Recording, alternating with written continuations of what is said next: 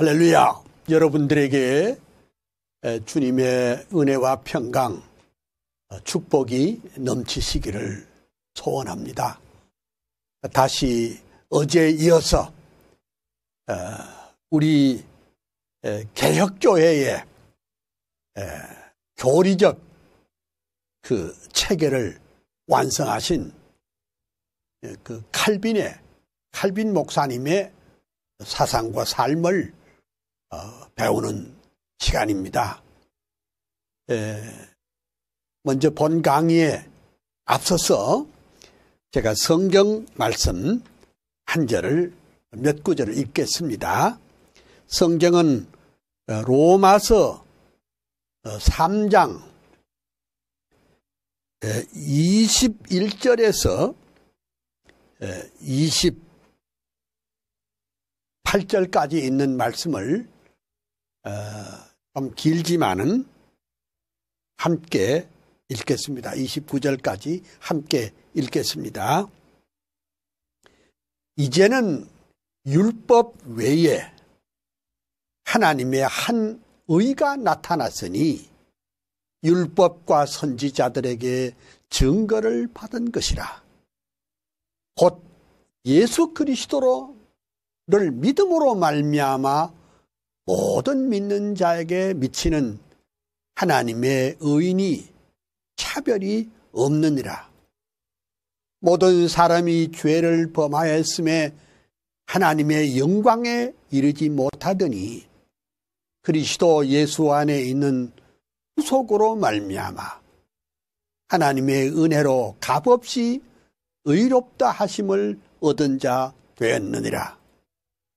이 예수를 하나님이 그의 피로 인하여 믿음으로 말미암는 화목제물로 세우셨으니 이는 하나님께서 길이 참으시는 중에 전에 지은 죄를 간과하심으로 자기의 의로우심을 나타내려 하심이니 곧 이때에 자기의 의로우심을 나타내사 자기도 의로우시며 또한 예수 믿는 자를 의롭다 하려 하심이니라. 그런즉 자랑할 때가 어디뇨? 있을 수가 없느니라. 무슨 법으로느냐? 행위로냐? 아니라 오직 믿음의 법으로니라.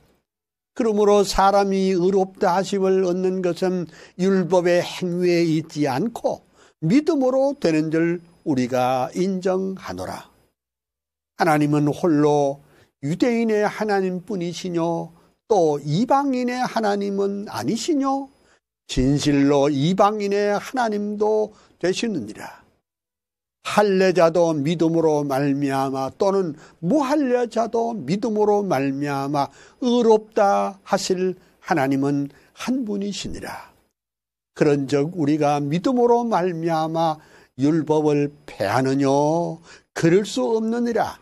도리어 율법을 굳게 세우느니라. 아멘. 거기까지 오늘 읽었습니다. 제가요 총신대학에 대학과 신학대학원 그 다음에 이제 일반 대학원이 있습니다. 그 대학원 논문이 이렇게 되어 있습니다. 로마서 3장 21절서 28절에 있어서 하나님의 의에 대한 개념이라 그런 논문을 써서 제가 석사학위를 받은 적이 있습니다. 제가 말씀드리려고 하는 것은 이 본문이 이 성경 말씀이 우리의 이신층이 믿음으로 의롭게 되는 그 원리에 대해서 아주 자세하게 쓰여진 성경이고 또 우리의 교리의 핵심적인 메시지라고 할 수가 있습니다. 근데 오늘 제가 여러분들에게 말씀드리려고 하는 것은, 그러면 그 칼빈 목사님은 그 이신칭의에 대해서 뭐라고 말했는가, 그것을 먼저 생각을 해 볼 텐데요. 우리가 이제 기독교 강요 1권, 2권, 이제 3권에 우리가 들어왔는데, 그 3권 가운데 취급하는 것이 뭐냐? 그 칭의입니다. 어제는 주로 그 회심에 대해서, 칼빈은 회심을 어떻게 했느냐, 생각했느냐, 거기에 대해서 말씀드렸고, 오늘은 그 칭의, 즉 믿음으로 말미암아 의롭게 되는 그 원리가 어떻게 된 거냐, 그걸 좀 조사를 해 보려고 합니다. 우선 하박국 2장 4절을 한번 볼까요? 하박국 2장 그 4절 말씀을 보면은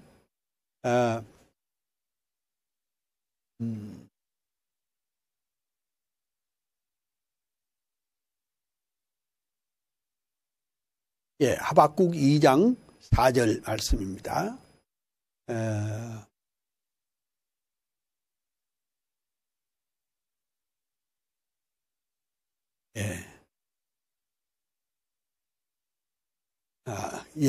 그러면 그 우선 칼빈은 떴군요. 보라, 그의 마음은 교만하며 그의 속에서 정직하지 못하니라.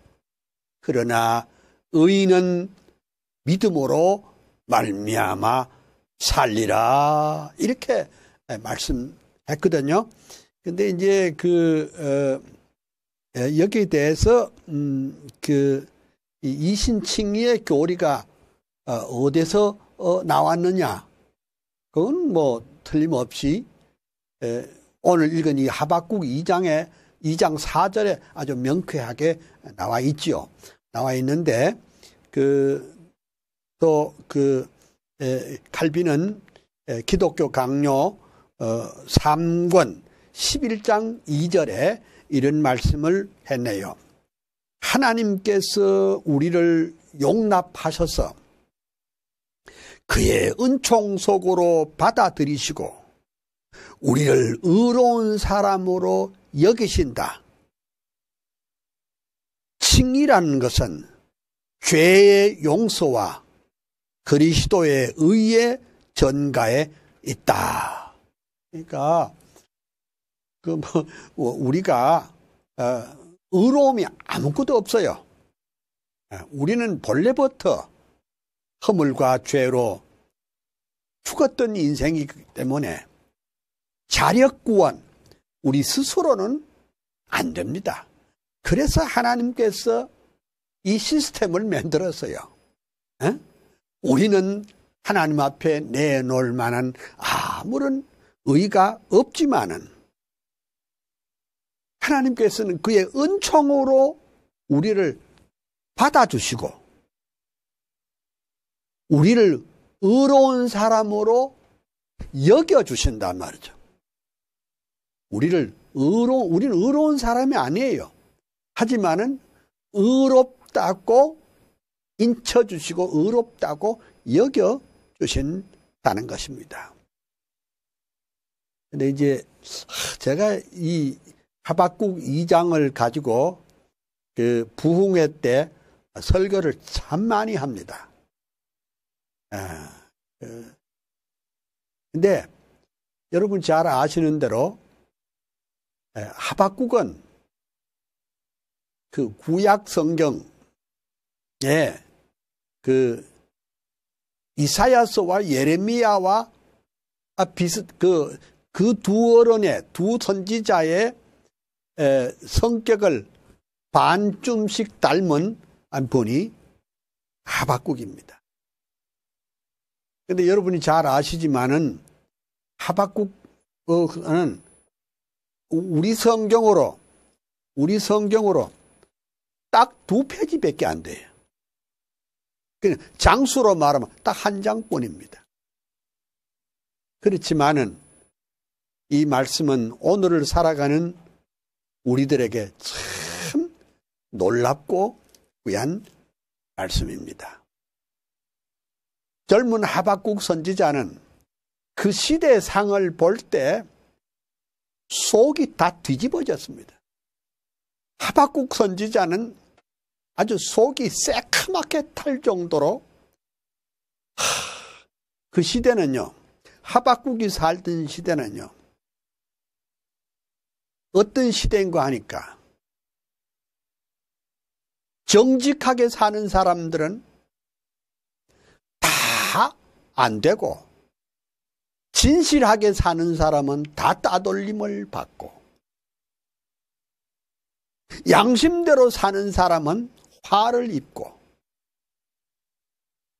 불의한 방법으로 부정한 방법으로 사는 사람은 돈도 잘 벌고 출세도 잘하고 명예도 얻고 그렇게 된 것이 하박국이 살던 시대입니다. 젊은 하박국의 가슴 속에는 참 너무 속이 상했습니다. 하나님이 살아 계신다면 이럴 수가 있을까? 왜 눈을 지으신 하나님께서는 오늘의 이 상황을 왜 못 보시지 못할까? 귀를 지으신 하나님께서는 이 민초들의 아픔을, 이 소리를 왜 못 듣고 계신가? 입을 지으신 하나님께서는 어찌하여 말씀이 없으실까? 그래서 하박국은 생각하기를 언제 한번 기회가 주어지면은 하나님 앞에 한번 이 딱한 호소를 해보리라 마음을 먹고 있었는데 드디어 뜻이 이루어져서 높은 망대에 올라가서 하나님 앞에 뒹굴며 울며 하나님 앞에 호소했습니다. 하나님 이럴 수가 있습니까? 어찌하여 진실한 사람은 손해보고 법대로 사는 사람은 왜 이렇게 어려움을 당합니까? 그때 하나님께서 하박국 선지자에게 계시를 주었습니다. 첫 번째가 뭐냐? 그러냐? 그래, 힘들지? 그래도 말이야, 이렇게 힘든 시대에도 하나님의 말씀이 답이야. 이 어려운 때일수록 하나님의 말씀대로 살 것을 말했고, 두 번째는 뭐냐? 하나님께서 반드시 언약을 지키시는 하나님이시므로 때가 되면 반드시 심판하여 주실 것이다. 걱정하지 말아라. 그 다음에 세 번째가 오늘 읽은 이 본문 말씀입니다. 그래도 의인은 믿음으로 말미암아 살리라. 그러나 의인은 믿음으로 말미암아 살리라. 그러니까 하나님께서 하박국 선지에게 그 이신칭의의 메시지를 주시고 그에게 소망을 안겨주었습니다. 여러분, 이 본문은 600년 후에 누구에게 나타났느냐? 로마서 1장 17절. 로마서 1장 17절. 복음에는 하나님의 의가 나타났어. 믿음으로 믿음에 이르게 하나니 기록된 바 오직 의인은 믿음으로 말미암아 살리라 함과 같으니라. 와, 600년 후에 하박국에게 주신 메시지는 사도 바울에게 또 불꽃을 일으키고, 이 사도 바울에게 떨어진 불꽃은 1500년 이후에 마틴 루터의 가슴에 불이 붙었고, 또한 우리가 배우고 있는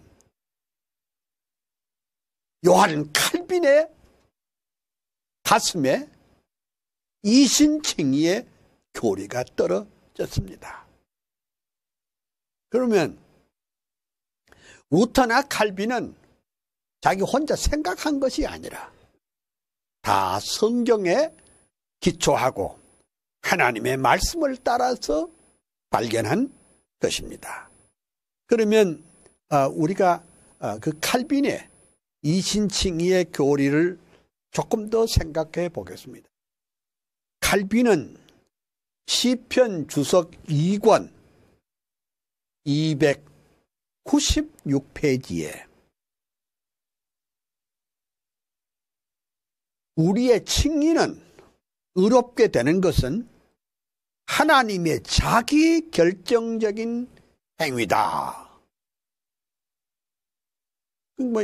이게 칭의라고 하는 것은 하나님과 우리 사이에 협상으로 이루어진 게 아니고, 우리가 무슨 이렇게 우리가 무슨 건덕지가 하나님의 의를 받을 만한 무슨 건덕지가 있어서 우리를 의롭게 한 것이 아니고, 우리를 의롭다고 하신 것은 하나님의 자기 결정 행위다. 그러니까 하나님의 자기 결정 행위가 뭡니까? 그게 은혜죠.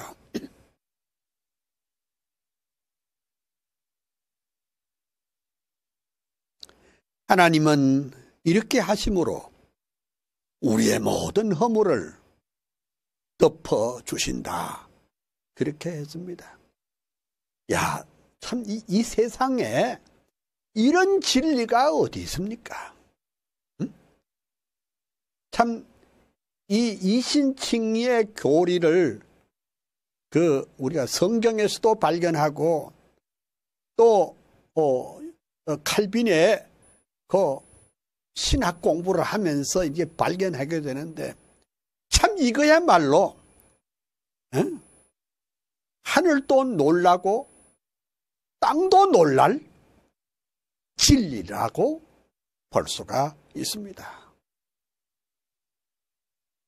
산 위에 높이 올라가 고래고래 고함을 치면서 감격과 감사와 그리고 찬송을 불러도 모자라는, 참 이게 기독교요, 이것이 성경이요, 이것이 우리 칼빈주의 신학이라 이 말입니다. 자기 선을 통해서, 자기 공로를 통해서 뭔가 좀 얻어보고 뭘 좀 해보려고 하는 그런 사상들은 다 복음을 알지 못하는 사람들의 말입니다.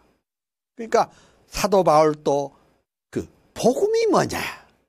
복음이라고 하는 것은 하나님의 의가 나타나서 믿음으로 믿음에 이르게 되는 것이고, 그것은 우리가 오직 믿음으로 말미암아 우리가 의롭게 된다는 사실을 우리에게 가르쳐 줬습니다. 그리고 이제 칼빈은 공관복음 주석 2권 399페이지에 또 이렇게 증언을 했습니다.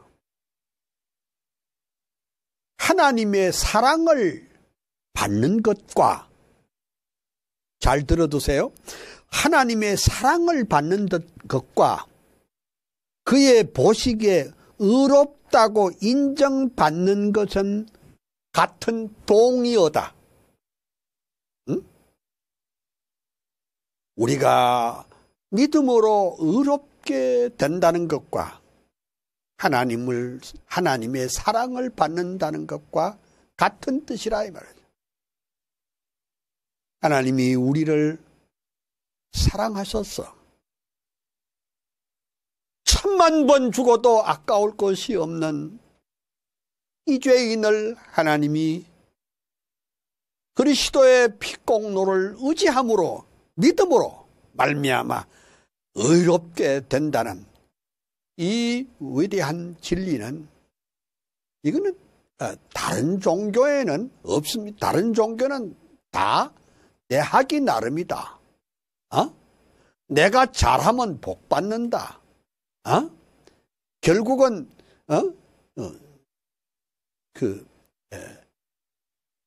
내 꿈, 내 비전을 이루는 것이 뭐 종교다. 아니에요. 우리는 아무것도 아닌 인생들이지만은 웬 사랑인지, 웬 은혜인지, 웬 축복인지 하나님께서 우리에게 죄인임에도 불구하고 의롭다고 하여 주셨으니 그것이 다른 말로 하면 하나님의 사랑을 받는다. 그런 뜻이라는 말씀입니다. 그리고 이제 우리 기독교 강요 이제 3권 이제 이 칭의의 교리는 기독교 강요 3권에 나타나는데 기독교 강요 3권 11장 1절에 아주 갈비는 원 센텐스로 말합니다. 칭의가 뭐냐? 칭의는 기독교를 지탱하는 핵심 요점이다. 칭의는 그러니까 죄인임에도 불구하고 의롭다고 해주시는 그 칭의는 기독교의 핵심적인 요점이다. 여러분 그거 알면요 이제 사람 꼬라지 되는 거예요. 그거 알면은 이제 예수꾼이 되는 거예요. 에? 그거 알아야 성도가 되는 기고 교회 출석하는 것이 교회 등록하면은 무슨 기독교인이 아니고 집사가 되면 권사가 되면 교인이 아니고 핵심이 이 이신칭의의 교리. 오라 나는 곤고한 사람이로다. 누가 이 사망의 몸에서 나를 건지려 하는 이 사도 바울의 고백처럼 우리는 별 볼 일 없는 인생, 우리는 바닥 인생이었지만 하나님께서 우리에게 자비를 베풀어 주셔서 죄인임에도 불구하고 죄 없다. 가능해 판사가 무죄.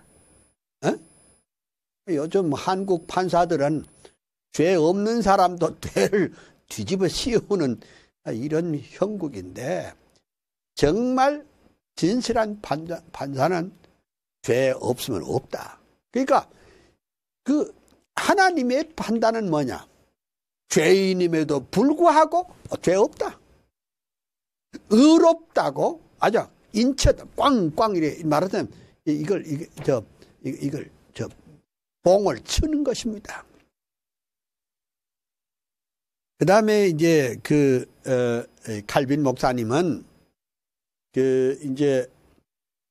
제네바에서 축출돼 가지고 스트라스버그에 목회하면서 가니까 사돌레토라는 가톨릭 추기경이 와가지고 칼빈의 개혁을 막 다 뒤집어 엎어가지고 제네바 시민들을 전부 다 로마 가톨릭으로 돌리려고 할 때 제네바에 있는 우리 개혁교회 성도들이 제발 좀 이 사돌레또를 이렇게 무찌를 수 있는 그의 논리를 정복할 수 있는 대답할 수 있는 유일한 분은 칼빈밖에 없다고 서신을 보내니 칼빈이 사돌레또의 추기경에게 그 편지를 썼습니다. 그게 이제 논문인데 이렇게 말했습니다. 이 사돌레또에게 말합니다. 지금 로마 캐토릭에 대해서 한단 말이죠. 이신칭의 교리에 관한 지식이 제거될 때마다 그리스도의 영광은 사라지고 신앙은 없어지고 교회는 파괴되고 구원의 소망은 완전히 허물어집니다. 참 칼빈은 그 사돌레또 추기경에게 아주 명쾌한 대답을 했습니다. 이신칭의의 교리가 제거되면 그리스도의 영광이 사라져버리고 우리의 믿음도 사라지고 교회는 파괴되고 구원의 소망은 완전히 허물어집니다. 저는 오늘날 우리 한국 교회에 대해서도 칼빈이 말한 또 이 말을 했을 거예요. 이신칭의의 교리를 제대로 설교하지 않는 교회는 하나님의 영광이 사라지고 신앙도 없어지고 교회도 허물어지고 구원의 소망은 완전히 없어진다. 이렇게 말할 수 있습니다. 그러므로 오늘 우리 한국 교회는 이 하박국 선지자가 말한 이신칭의의 교리, 사도 바울이 말한 이신칭의의 교리, 루터와 칼빈이 말한 이 이신칭의의 교리를 굳게 그리고 확실하게 붙잡아야 될 줄 믿습니다. 그 다음에 칼빈은 칼빈이 이제 많은 논문을 썼는데 그 논문 가운데 그 개혁교회의 필요성이라는 논문이 있어요. 개혁교회의 필요성이라는 논문이 있는데 거기 뭐라고 그랬느냐. 그러니까 여러분 아세요? 칼빈이 개혁교회를 만들었어요. 만들었는데 교회의 안전은 인간의 생명이 영혼에 달려있는 것처럼 이 이신칭의의 교리에 달려있다. 교회의 안전은 이신칭의의 교리에 달려있다.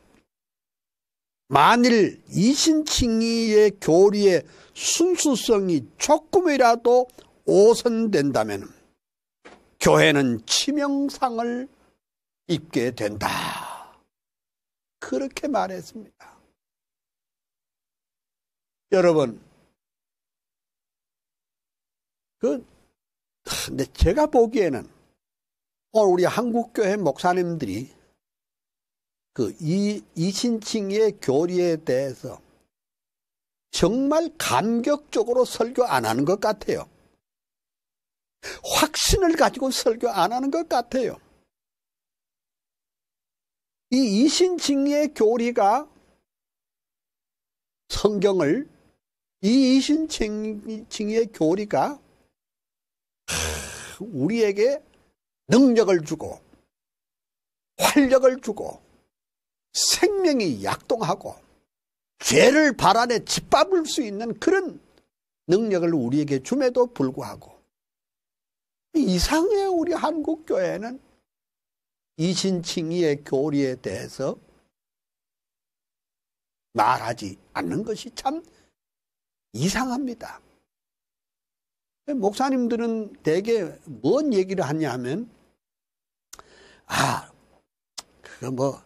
교리는 잘 모르겠고 그냥 우리가 실제로 어떻게 살아야 하는 것이 그것이 중요하지 않습니까? 뭐 이런 식으로 자꾸 말을 하는데 어째 보면 좀 비슷한 것 같지만 그거 아니고 우리가 성도로서 이 세상에 죄와 사탄을 이기고 바로 살려면 하나님이 죄인임에도 불구하고 우리가 죄인임에도 불구하고 우리를 의롭다고 인쳐주신 그 하나님의 위대한 구속의 프로젝트를 깨닫고 이해해야 우리가 모든 도전하는 이단들, 도전하는 사탄의 세력, 모든 도전하는 세속주의 세력에 대해서 능히 이길 수가 있을 줄로 믿습니다. 그 다음에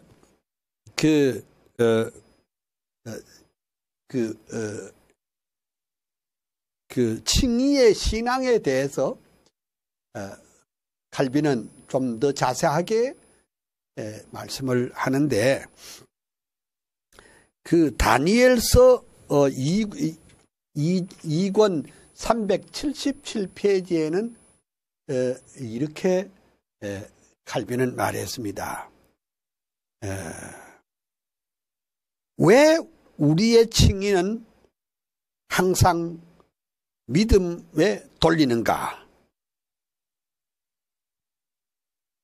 그것은 딴 게 아니라 우리 믿음이 칭의의 완성자이신 그리스도께로 우리를 인도하기 때문에 그렇다.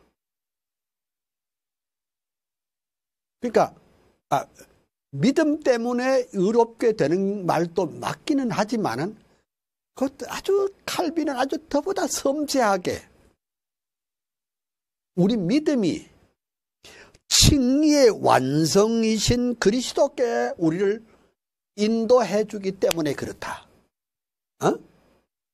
그러니까 믿음 때문에 의롭게 되는 것이 아니라 믿음을 통해서 그리스도께 우리를 인도해 주시기 때문에 우리가 의롭게 된다. 그래서 우리가 말하는 이신칭의는 믿음과 칭의를 가르치는 교훈에 동등하게 들릴 수 있다. 우리 동등하게 들릴 수 있다. 이렇게 했습니다. 아까 하박국 2장 4절을 잠깐 봤는데 그 하박국 2장 4절에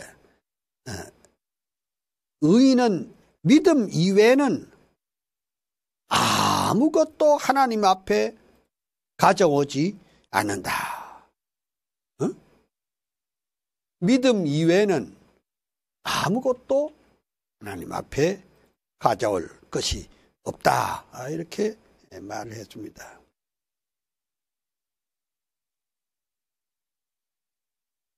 그 다음에 하박국 그 주석 75페이지에는 또 이런 말씀이 있습니다. 믿음이 여기서 사용된 것은 사람의 성실성 때문이 아니라 그 믿음이 사람을 하나님 앞에 좋은 것이란 아무것도 없는 상태로 주님이여 나는 하나님 앞에 내어놓을 만한 아무런 건덕지가 없습니다 라고 내어놓기 때문에 그래서 그는 하나님의 거저 주시는 은총으로부터 그가 필요로 하는 것을 구한다 그랬습니다.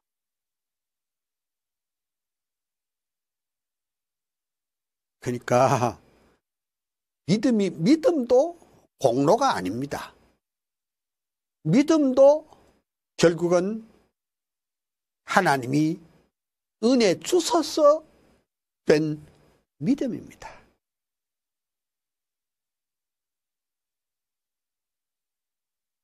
그래서 창세기 주석을 하면서 그 칼빈은 아주 간단한 이런 정의를 했습니다. 신앙은 의의 동력인이 아니라 형상인이다. 그렇게 말했습니다. 신앙은 의의 동력인이 아니라 형상인이다. 이렇게 말을 했습니다. 그 창세기 15장 6절을 한번 살펴볼까요? 창세기 15장 36절을 지금 찾고 있습니다. 창세기 15장 6절. 예. 그러니까 벌써 이 이신칭의의 교리는 하나님께서 만든 것입니다. 그러니까 창세기 15장 6절에 아브라함이 여호와를 믿으니 여호와께서 이를 그의 의로 여기시고. 그러니까 우리가 무슨 이신칭의의 교리는 종교개혁자들이 만들어낸 것이 아니고 성경이 그렇단 말이죠. 그러니까 창세기에 이미 하나님께서 이신칭의를 말했고 하박국에게 주시는 계시에도 그리 말했고 또 사도 바울에게도 그리 말했고 그것이 로마서 전체를 관통하는 내용이라 그 말이죠. 그것을 바로 깨달은 사람이 루터와 칼빈이고 그걸 아주 잘 이신칭의에 대한 믿음으로 의롭게 된다는 교훈을 아주 잘 정리해 주셨습니다.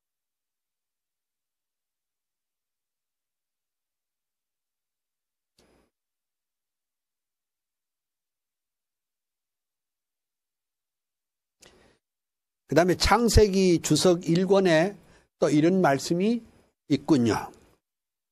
창세기 주석 1권 407페이지에 뭐라고 되어 있느냐. 신앙이 우리를 의롭다고 한 것은 그 자체의 공로 때문에 아니라 우리가 약속 안에서 우리에게 제공된 은혜를 받기 때문이다. 그러니까 내 믿음이 뭔 공로가 되는 게 아닙니다. 박형룡 박사께서는 믿음이 뭐냐 이렇게 묻고 믿음은 그냥 하나님의 은혜를 받는 손이라고 그랬습니다. 하나님의 은혜를 받는 손입니다. 그러니까 하나님께서 모든 좋은 이신칭의의 교리를 그 이신칭의를 하기 위해서 어떻게 해요? 바로 중보자 예수 그리스도께서 물과 피를 쏟아서 십자가에 죽으시고 부활하심으로 그것을 확실하게 해준 작품을 만들었어요. 하나님께서 우리의 구속의 작품을 다 만들었다는 것입니다. 포장을 다 했어요. 그래서 우리에게 이렇게 제시를 했는데 그것을 받는 것이 뭐냐? 그게 믿음이란 말이죠. 그러니까 이렇게 값없이 우리에게 주시는 이 믿음으로 의롭게 되는 진리를 손도 안 벌리고 받지 않으려는 사람은 죽어도 싸지요.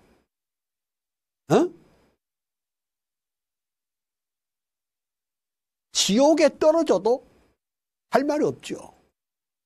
하나님께서 구원을 다 준비해서 포장을 다 해서 구원을 완성해서, 구원의 도리를 완성해서 내놨는데 손도 안 벌려? 손도 안 벌려? 그건 멸망의 앞제비요.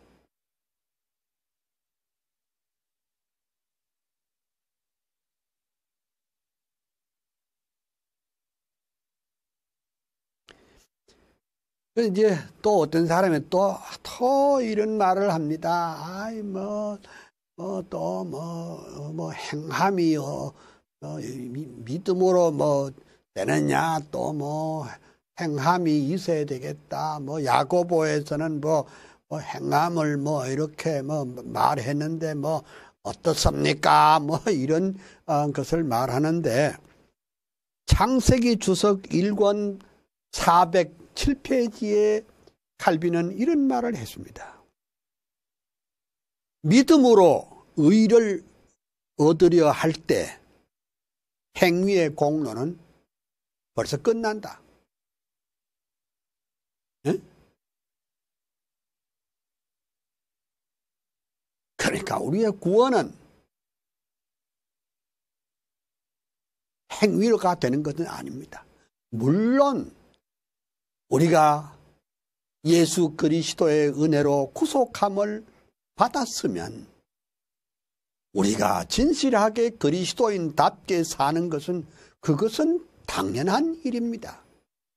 그렇지만은 당연한 그것 때문에 구속을, 구원의 은혜를 받는 것은 아니란 말이에요.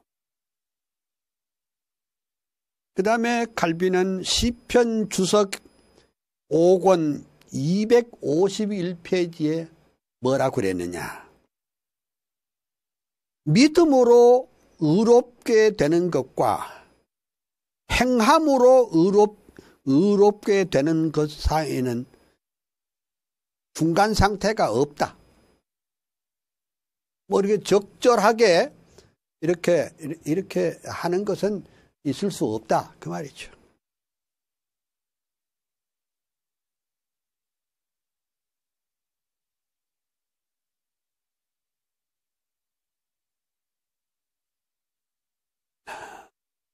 그리고 기독교 강요 3권 17장에 또 칼빈의 메시지를 들어보면 우리 자신뿐 아니라 우리 행위까지도 오직 믿음에 의하여 의롭다함을 얻는다. 그러니까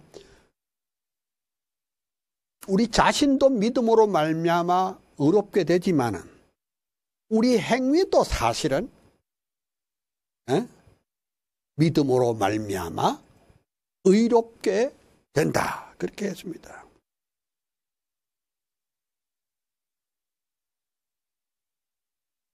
창세기 주석 1권 407페이지에 보면은 성도들은 죽음에 이르기까지 값없이 의롭다 하심을 받는다. 하나님은 그들을 그리스도의 의의 전가에 의하여 의롭게 하신다. 그럼에도 그들은 선한 행실이 하나님을 기쁘시게 하기 위하여는 이들 행실이 의로운 전가에 의하여 의롭다는 인정을 받을 필요가 있으나 그것들에는 악이 항상 정착해 있다. 우리가 의롭다함을 받았지만은 우리는 늘 약해서 넘어지고 쓰러지고 그렇게 자빠지게 되는 수가 있다. 그런데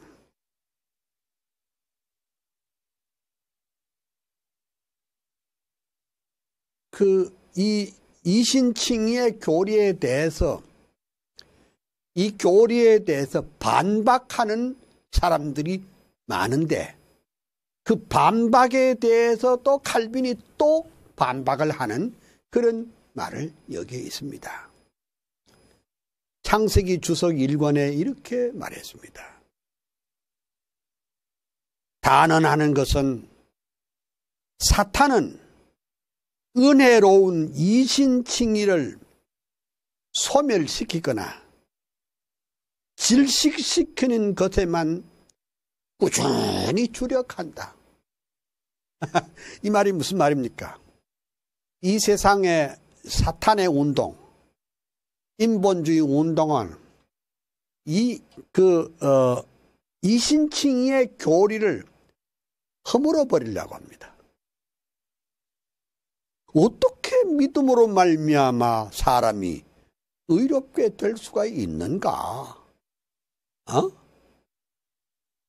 믿음으로 되는 것이 아니라 행함으로 의롭게 된다. 이런 것들 끊임없이 우리에게 속삭여서 하나님의 은총의 진리를 꺾어버리려고 하는 운동이 많다 이 말이죠.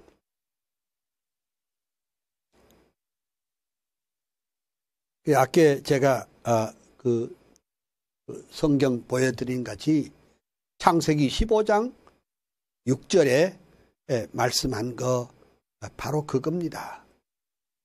아브라함이 여호와를 믿으니 여호와께서 이를 그의 의로 여기시고. 그러니까 이 하나님께서 아브라함에게 말씀하신 이 위대한 이신칭의의 교리가 신구약 66권을 관통하고 쭉 내려간단 말이죠. 말하자면 이게 신구약 66권의 광맥이고 개혁신학의 광맥이란 말이죠. 이신칭의의 이 위대한 진리를 깨달을 때에 찬송이 터지지 않을 수가 없습니다. 여러분, 제가 이번에 시원찮은 찬송가 CD를 냈는데 제가 음악가입니까? 나는 성악가도 아닙니다. 근데 이 찬송가 가사를 쓰신 분과 찬송가 작곡을 하신 분은 하나님 앞에 엎드려 기도하고 영감을 받아서 이 찬송가 가사와 그 곡을 썼고 이것이 오랫동안 우리 교회에 불러왔는데 우리 한국교회는 지금 찬송을 부를 줄 몰라. 찬송이 없어졌어. 그러니까 우리가 참 이신칭의의 교리가 얼마나 귀한 것인가를 알 때 우리 입에 찬송이 안 터질 도리가 없어요. 에? 현대인들은 찬송이 없어졌어요. 가스펠송은 말 그대로 그대로 전도하는 송이요. 그 간증송이에요. 뭔 말인지 알겠죠? 내가 믿는 예수 이렇습니다. 내가 믿는 기쁨이 이렇습니다. 이런 말하자면 간증이고 이렇지. 그야말로 하나님 앞에 그 구원의 감격에 의한 이신칭의로 말미암은 구속의 감격을 찬양해야 되는데 그러지 못한 것이 안타까워서 제가 모험을 해본 겁니다.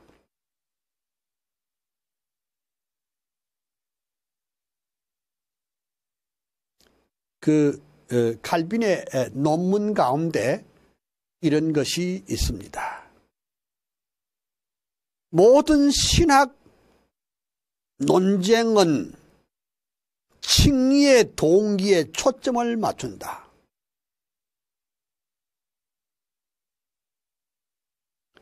이렇게 했습니다. 그러면 이신칭의에 대한 그 확증에 대해서 좀 더 알아보도록 하겠습니다. 우선 예레미야 23장 6절을 한번 열어보실까요? 예레미야 23장 6절. 그러니까 하박국은 칼빈은 하박국 주석을 쓰면서 85페이지에 이렇게 썼습니다.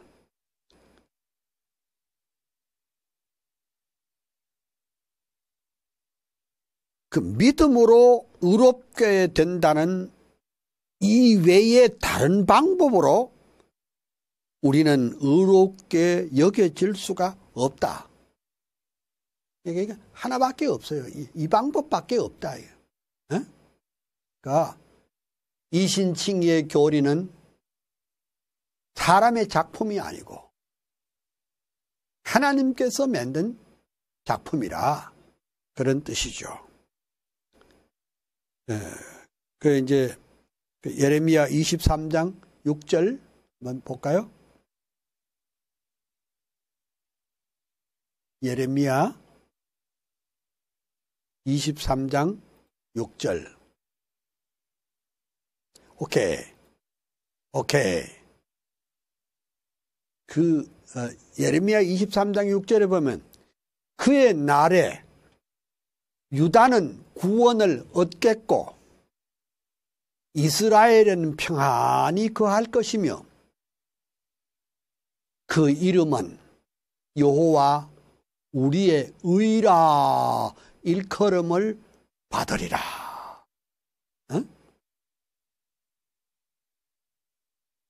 그러니까 그 여호와가 우리의 의란 말이죠. 그러니까 하나님의 의를 우리가 말하자면 이렇게 이걸 전가라는 말보담도 영어로 트랜스퍼하는 게 어때요? 우리 컴퓨터에도 이쪽 컴퓨터에 있던 그 자료가 이쪽 컴퓨터에 옮기기 트랜스퍼라고 하잖아요. 그 다음에 그 버스를 갈아탈 때나 전철을 갈아탈 때도 트랜스퍼라고 하는 거 아닙니까? 그죠? 맞죠? 그러니까 참 하나님의 의가 당신에게 주께 나와서 아버지 나는 죄인입니다. 부족한 종을 도와주십시오. 라고 회개하고 하나님을 의지할 때 하나님의 그 의를 우리에게 트랜스퍼 해준다. 완전히 이렇게 전가해 주신다. 그랬죠.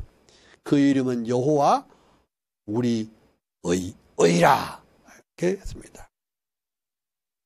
그 다음에 이제 또 하나 살펴볼 것은 기독교 강요 3권에 이렇게 되어 있습니다. 칭의의 은혜와 중생은 별개의 것이지만은 서로 분리될 수가 없다. 맞잖아요. 칼빈은 정확하게 말했습니다. 의롭다 하신 은혜를 받은 그 사람이 중생을 받은 것입니다. 중생함을 받은 것입니다. 의롭다 칭의를 이신칭의를 받지 않은 사람은 중생했다고 할 수가 없습니다. 성령으로 거듭나지 않는 사람, 말씀으로 거듭나지 않는 사람은 이걸 모르지요. 기독교 강요 3권 11장 11절에 칼빈은 이렇게 정리합니다.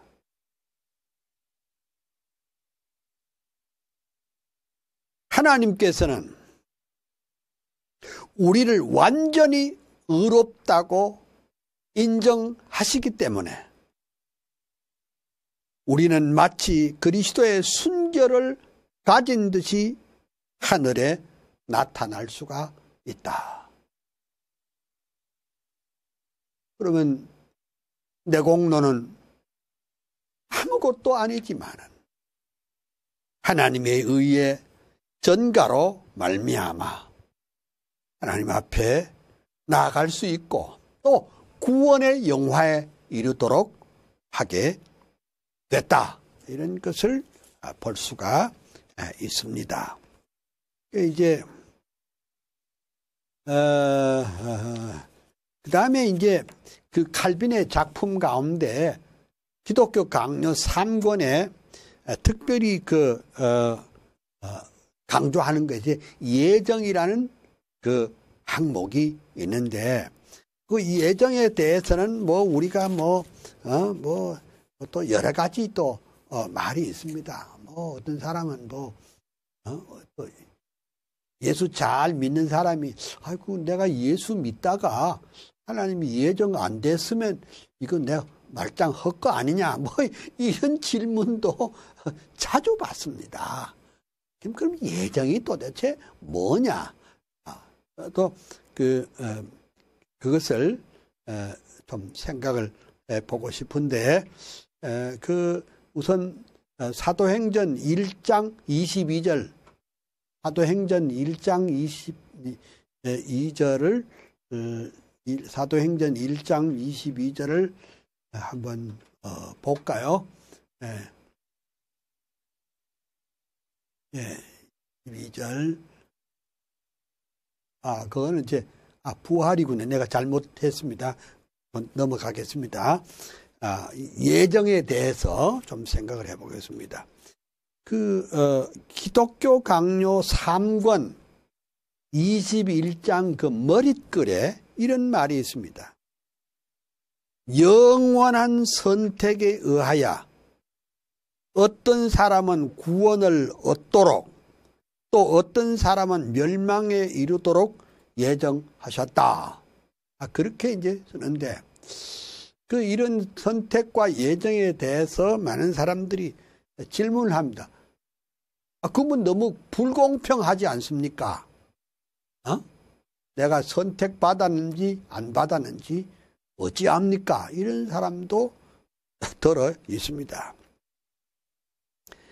근데 이제 우리가 이 칼빈 신학에서 예정이라는 것을 말할 때 칼빈 신학의 핵심은 하나님의 주권입니다.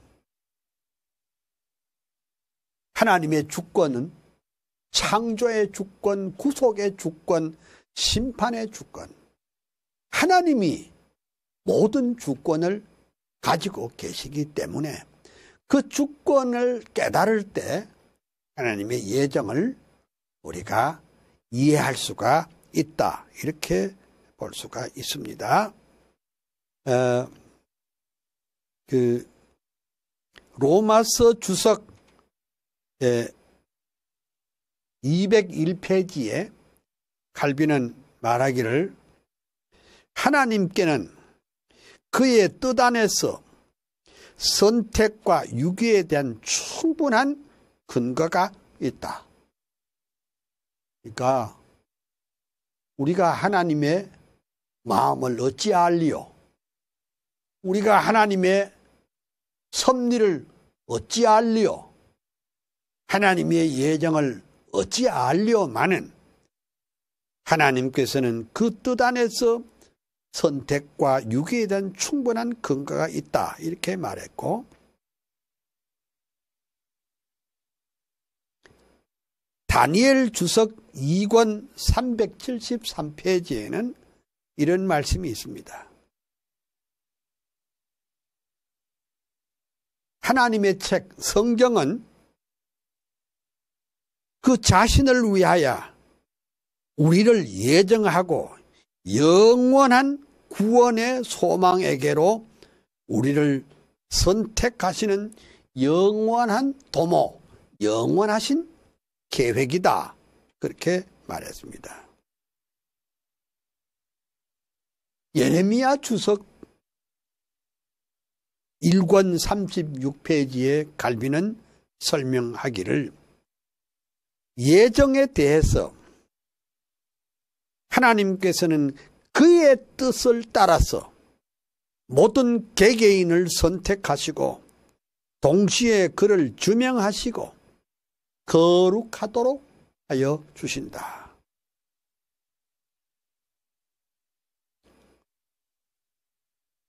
호세아서에 보면 호세아서 주석 418페이지에 칼빈은 또 이렇게 말했습니다. 사람들은 그들의 자유의지에 의하여 하나님의 은총을 얻는 것이 아니라 그들이 세상에 태어나기도 전에 오직 하나님의 선하심을 따라 선택되었다. 그리 말했습니다. 성경에 나는 야곱은 선택하였고 에서는 미워하셨다는 말씀이 있는데 사람들이 나보고 이렇게 물으면 저 모르겠어요. 근데 에서의 인격은 참 사나이다운 기질을 가진 그런 좀 멋이 있는데 야곱은 여성적인 데다가 이중인격인 아인 데다가 자기 한 말을 자꾸 뒤집는 참 인간적으로 좀 떨어지는 간사한 인간인데 어쩌자고 하나님은 야곱은 택하여 주시고 에서는 택하지 않았다고 그렇게 말하는가. 여기에서 아주 멋지고 아름다운 진리가 여기 하나 있습니다. 하나님은 야곱 같은 인격, 정말 부족 덩어리에 그런 인격, 아버지 속이고 형 속이고 외삼촌 속이고 그런 부자연스러운 그런 인격이지만은 왜 하나님은 이 야곱의 가문을 통해서 왜 야곱을 택하시고 야곱의 12 그 아들을 통해서 이스라엘의 역사를 이루시고 아니 참 그렇게 인격이 모자라는 사람에게 하나님은 왜 메시아 왕국에 그걸 건설하도록 하셨을까? 그건 이런 뜻입니다. 야곱은 하나님의 은혜를 받을 만한 아무런 의도 그리고 아무런 공로도 없지만은 하나님이 이스라엘을 택하여 주시고 야곱이 이스라엘로 변했잖아요. 하나님이 야곱을 이스라엘을 택하여 주신 것은 인간의 자력에 무슨 도덕적인 위대함이나 행함의 위대함이 아니고 하나님 앞에 받을 만한 아무런 자격이 없지만은 하나님의 거저 주시는 은혜로 그를 택하여 세워 주신 줄 믿습니다. 이게 이제 성경을 보는 눈입니다. 아브라함? 아니 아브라함이 무슨 무슨 대단한 일을 했습니까? 아니 아브라함은요 그 가문이 우상 공장장 집 아들 아니에요? 우상 공장 집 아들이에요. 그런데 하나님께서 사람을 택하려면 좀 앞이 창창한 젊은 사람을 안 택하고 75살 먹은 영감을 택하였단 말이죠. 그래가지고 아들 주시겠다고 약속했어요. 에? 그럼 빨리빨리 주든가. 아주 99살이 되도록 아무 말씀이 없다가 내년 이맘때 아들 주마. 사라가 장막 뒤에서 하도 뭐 어떤 사람은 좋아서 웃었다는 사람도 있지만 기가 막힐 거야. 임파시블, 불가능하다. 웃었어요. 근데 100세의 아들을 줬습니다. 하나님이 아브라함을 택한 것은 하나님의 은혜를 받을 만한 무슨 대단한 건덕지가 없지만은 그 사람 이방인 아브라함을 택하여 주소서.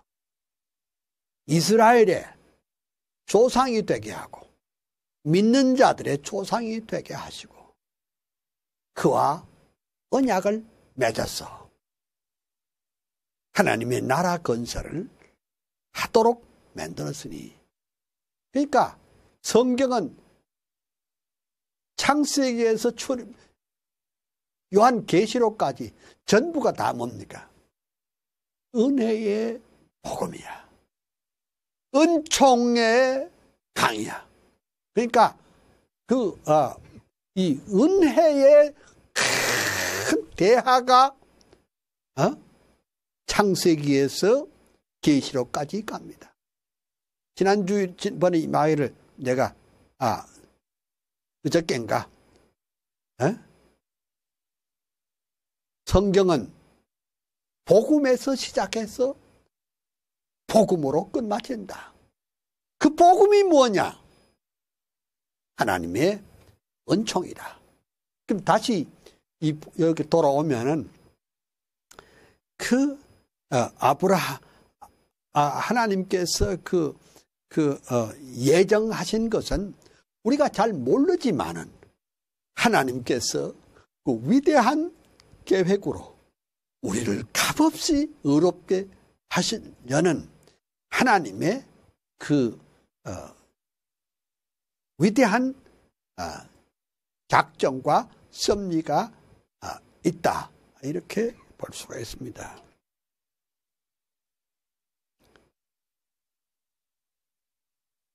그러면 예정과 교회에 대해서 칼빈은 이렇게 말했습니다. 교회란 무엇인가? 그것은 하나님이 영생을 주시려고 예정된 성도들의 몸이요 집단이다. 교회가 뭐냐? 하나님께서 영생을 주시려고 예정된 성도들의 몸이요 집단이다. 그렇게 말했습니다. 이사야 주석 2권 213페이지는 또 이렇게 말했습니다. 교회의 평화는 영원하고 변치 않는 하나님의 뜻, 곧 그의 작정에 기초를 둔다. 지금 한국교회는요, 아니 우리 한국은 교회를 허물어 버리려고 아주 비상한 작전을 쥐고 있습니다. 코로나19를 핑계로 해가지고 뭐 20명만 모이라, 50명만 모이라, 목사님도 마스크 안 끼고 하면 잡아간다. 뭐 이런 식으로 지금 말하고 있는데, 좋아요. 땅 위에 있는 교회는 핍박을 받을 수도 있고 또 정부의 탄압도 받을 수는 있지만은, 그러나 교회는 영원하고 변치 않는 하나님의 뜻, 곧 그 작정의 기초를 두기 때문에 하나님께서 기어코라도 주의 교회를 승리케 하실 줄 믿습니다. 그 다음에 이제 또 혹시 이 예정과 믿음에 대해서 어떤 관계를 가지고 있느냐 한번 생각해 보겠습니다. 그리스도는, 예수님께서는 신앙을 하나님의 영원한 작정과 연결시킨다. 여기 공관복음 주석 2권 40페이지에 그렇게 말했습니다. 그리고 요한복음 주석 2권 170페이지에 또 말하기를, 신앙은 하나님의 예정으로부터 나와서 밖으로 표시되는 것이고 모든 사람에게 무차별하게 주어지지는 않는다. 하나님의 예정은 그것 자체 안에 감추어져 있으나 오직 그리스도 안에서만 우리에게 나타내신다.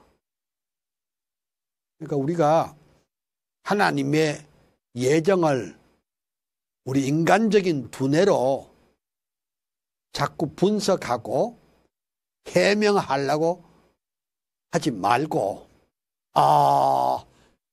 하나님은 천지와 그 가운데 있는 만물을 만드신 하나님이시다. 하나님은 스스로 계신 하나님이시고, 하나님은 영으로 계시는 하나님이시고, 하나님은 우리를 당신의 주권으로 우리를 구속하여 주시고, 하나님은 당신의 주권으로 온 우주를 통치하시는 하나님이심을 우리가 믿고 반드시 인간이나 세계나 하나님의 영원한 작정이 있을 거라는 것을 믿음으로 받는 것이 옳은 줄 압니다.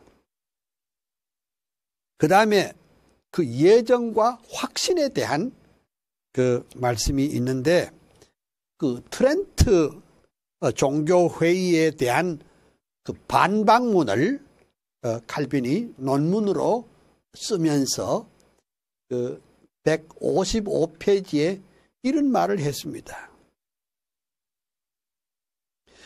우리의 예정에 관한 확실한 지식은 성경에 의하여 모든 경건한 자들에게 널리 알려진 양자에 대한 증거이다. 우리가 딴 증거보담도 성경이 이미 그렇게 말했고, 또 모든 경건한 자들에게 잘 알려진 대로 우리는 믿는 것뿐입니다. 그 다음에 그 기독교 강요 3권 24장 4절에 이르기를, 예정에 대한 논의를 험한 바다에 비유하기도 하지만 고의로 위험한 곳에 뛰어들지 않는다면 그 바다를 건너는 백길은 안전하고 평온하며 심지어 상쾌할 것이다. 야, 멋진 말이네요. 응? 예정에 대한 논의를 바다에 비유하건대 고의로 위험한 곳에 뛰어들지 않는다면 이 예정에 대한 교리를 제따하는 뭘 좀 안다고, 제따하는 뭘 머리를 좀 쓴다고, 그건 어떻게 그 하나님이 어떻게 누구는 선택하고 누구는 안 선택했다는 것을 어떻게 예정하셨고 어떻게 정하냐. 난 믿을 수 없다. 그 믿을 수 없다 하는 말이 무슨 말입니까? 고의로 위험한 바다에 뛰어드는 사람이에요. 벌써 그 생각이요, 삐딱한 사람이 있어요. 그 삐딱한 것이 그것이 뭐냐? 벌써 불택자야. 또 이단들은요, 아주 또 항상 말을 해도 이단스럽게 합니다. 이단스럽게 하고. 또, 그래서 이게, 제가 목사인데, 들리는 말로는 목사님들이 임종을 많이 보잖아요. 마지막 순간에 그냥 예수의 예자만 하나 하라 그래도 그것도 못하고 죽는 사람들이 많아요. 그거, 참, 인력으로 안 돼. 인간의 힘으로는 안 된다는 겁니다. 어떻게 그것이 가능하냐? 안 돼. 마지막 순간에 예수 한마디만 하라고 그래도 예자도 못하고 죽어요.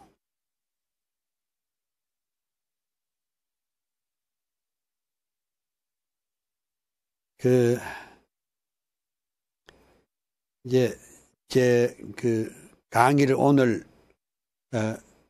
마치려고 하는데,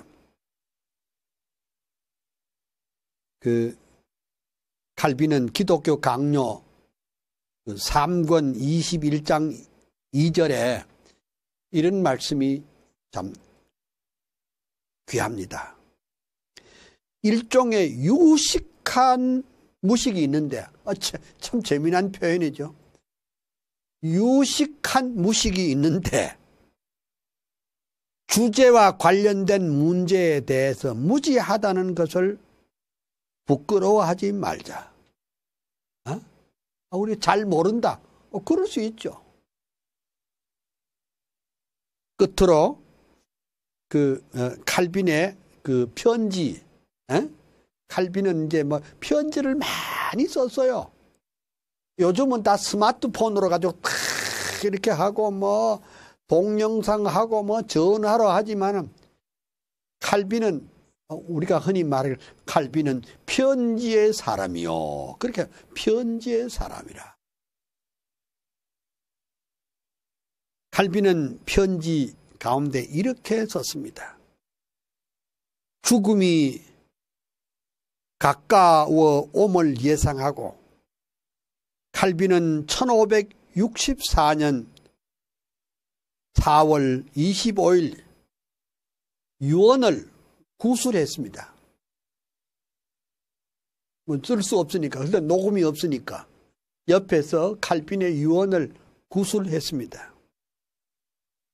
제네바 교회에 하나님의 말씀의 종인 나 요한 칼빈에게는 나의 완전한 구원의 근거인 예정 외에 다른 소망이나 피난처는 없다. 와, 칼빈의 유언이 그거예요. 나 요한 칼빈에게는 나의 완전한 구원의 근거인 예정 외에 다른 소망이나 피난처는 없다. 이제 전에 한번 제가 말씀을 드렸죠. 우리 칼빈 박물관에 많은 사람들이 방문을 하는데 늘 질문이 똑같아요. 목사님은 어떻게 이렇게 평생 동안 칼빈과 칼빈주의에 대한 자료를 이렇게 모아서 박물관을 만드셨습니까? 저 대답은 이렇습니다. 나는 칼빈의 위대함을 찬양하고 칼빈의 위대함을 예찬하려고 칼빈 박물관 만든 것이 절대로 아닙니다. 참으로 병약하고 원수들에게 둘러싸여서 이단과 자유주의자들과 로마 캐토릭 사람들에게 항상 죽음의 위협을 받고 종합병원이라고 하리만큼 수십 가지의 질병을 앓으면서 하루에 한 끼 정도의 식사도 못하면서 그 병약한 몸을 가지고 오늘 우리 교회가 믿는 이 개혁신학의 진리를 기독교 강요로 명쾌하게 다 썼고 95%의 성경 주석을 다 썼고 수많은 설교집과 수많은 논문을 썼던 것은 하나님이 연약한 그 사람을 도구로 사용하여 주소서. 자기 영광 드러내기 위해서 칼빈을 사용하신 것입니다. 그러므로 저는 칼빈을 높일 마음은 죽어도 없고 칼빈을 사용하셔서 이 개혁교회 신앙 그리고 참된 교회를 지키게 해주신 하나님께 영광, 찬양, 존귀를 올립니다. 그렇게 말합니다. 감사합니다. 또 다음 주일에 말씀을 계속 이어가겠습니다. 주 안에서 편안하시고 좋은 주말 되시기를 바랍니다. 감사합니다.